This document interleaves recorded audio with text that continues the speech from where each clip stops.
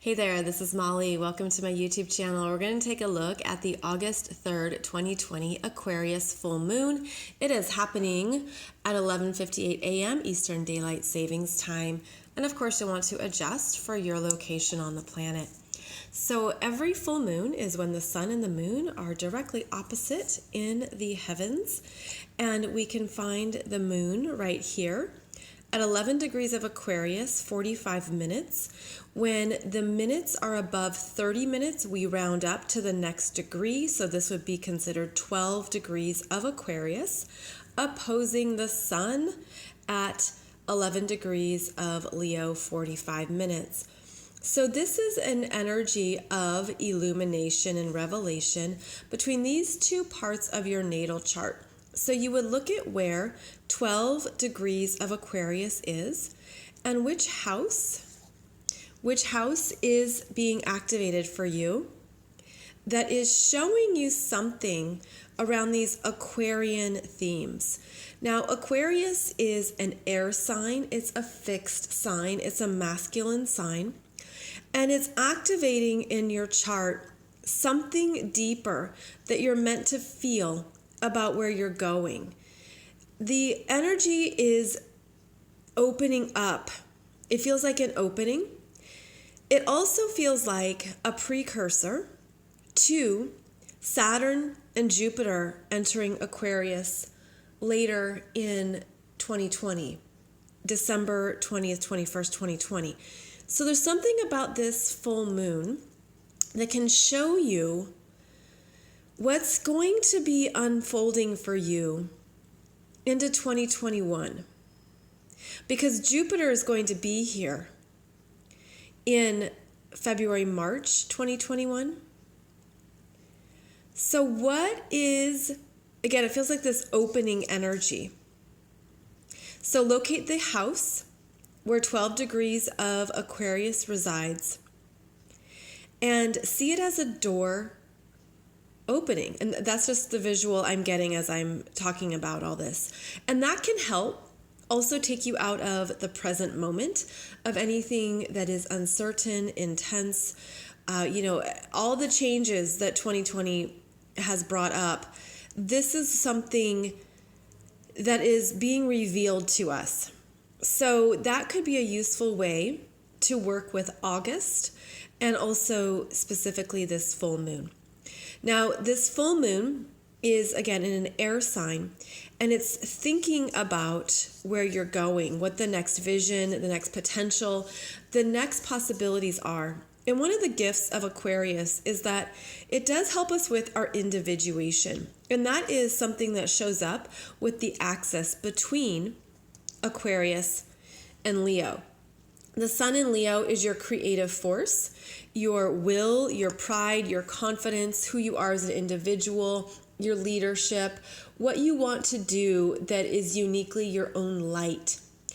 And so it's taking this creative energy here, looking at what you are experiencing in the moment. This is always strong solar plexus energy. And what you can do with your creative force to bring it into the future, to bring it into next year, to give yourself a 6-month roadmap. And I'm just trusting what I'm feeling intuitively, by the way. I didn't have any of this planned out. It's just coming through as a way to navigate the changes that are happening and the disruptions. There's some big disruptions with this full moon, but you can see it as beneficial when you understand that things are opening up and playing out over the next 5 to 6 months that are helping you move forward in your life. Now, Aquarius is ruled by Uranus, and Uranus is now at 10 degrees of Taurus, 38 minutes, which we can round up to 11 degrees. And Uranus is going to be stationing retrograde in the middle of August. So Uranus is moving slow, and it's the ruler of this full moon, but it is squaring. You can see it's almost making an exact square within 1 degree, the sun and the moon. And this is a very disruptive energy. This is the energy of shock, liberation, freedom, unexpected developments, things that you didn't see coming unfolding. This Uranus has not reached this point of the zodiac yet as it's journeyed through Taurus. So it's in new territory in your chart at this 10-11 degree mark. It will come back to this point in 2021 as well. So again, this opening energy, it's almost like this is a full moon that's clearing the slates somehow, that's opening up and helping you let go of anything that's been stuck or stagnant. And it's showing you where growth is necessary, where growth is needed right now. That's probably taking you out of it's like in the present moment, your energy can be really focused in something, your immediate environment, your daily life, what's happening. But this energy, I feel it has an opening to it of not only going into next year, but also opening up some more in you that has been stuck. And, Uranus is the awakener and the liberator. If you can see it in that way, it will help with the disruptions or shocks. And I feel like this, these are in fixed signs. Aquarius, Taurus, Leo are fixed signs, and also Scorpio. And the fixed signs can resist change. They want stability, reliability. Don't make me do anything I don't want to do. I want to choose it first. I want to know what's coming down the road. I want to understand what's going to happen next. This is a sign. The signs that really need security are the fixed signs. And this is something happening at a universal cosmic level that awakens you to the fact that you can always travel with a sense of inner security regardless of external forces and developments. And that sometimes the big changes that happen in life are for your best and highest good, even if you don't see it in the moment. So I feel like this Uranus involvement here, squaring the sun and the moon, it is a disruption to daily life. That's also the moon, is our daily energies. I mean, how many examples have there been in 2020 of changes to our daily life, right? But this is something disruptive that could be actually really beneficial. And I'll tell you why I'm going to say that. Because as we follow the energy trail here, this Uranus in Taurus is ruled by Venus. Venus is now in new territory out of her shadow zone at 26 degrees of Gemini, conjunct the North Node. She's bringing in something new information, new options, new choices that are taking us forward, new communications, new ideas, new projects. And in Gemini, it's two. There's a duality with Gemini. Two options, two choices, two possibilities. Staying open to what you're learning, to what you're studying, to what you're understanding. Staying open mentally. And conjunct this North Node, there's an opening to receive. And that's the Venus energy of being receptive. So the more that we can be open to receiving new information, and I'm feeling this as a new narrative, like the new stories, the new ways of seeing something that were not visible before. The North Node is associated with our soul growth and what we're ready to understand. And I feel like we're really getting some fast-moving, accelerated things coming through here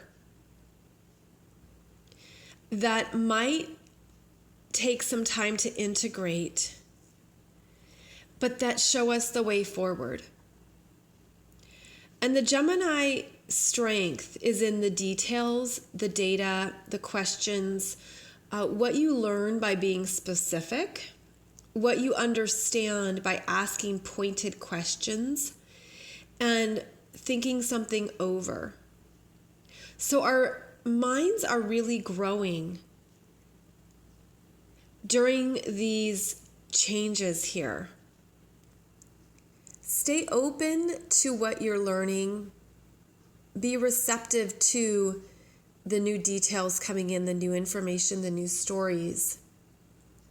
And know that there is a bigger picture at play. There always is. And this Gemini, if we follow the energy trail, Gemini is ruled by Mercury, and here we have Mercury at 27 degrees of Cancer, and it's opposing Saturn at 27 Capricorn, 38 minutes retrograde. And this is an opposition that we just had with the July 20th Cancer new moon as well, which is a stop sign. There's something in the energy field that's actually blocked. And it's going to become clearer as we move into Virgo season.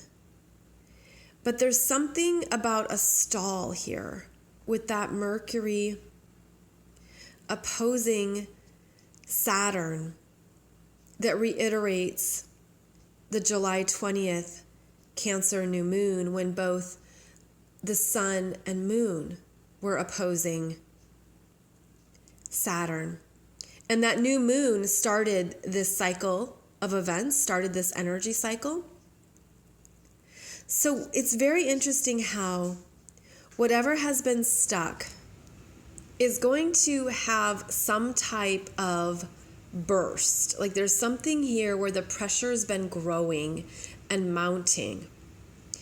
And the full moon energy is going to liberate something that moves us into, I just feel a new reality. A new reality is really forming within us and within the collective consciousness.